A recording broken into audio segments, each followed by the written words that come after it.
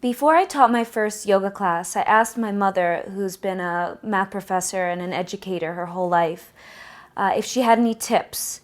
And she said that if at any point in the class I start to feel self-conscious, like they may not like the class or I'm not doing a good job, to immediately recognize that, take the attention off of myself, look at the students, and make sure that they're getting the message. And that is hugely transformational, to make it all about them and their experience.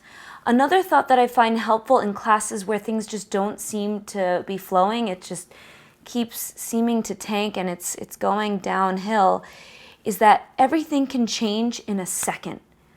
And so I don't allow myself to go down that drain hole of it's not coming together, and instead it's going to change in a second. It's going to change, and continue to plug in, and then before I know it, we're ending on a high.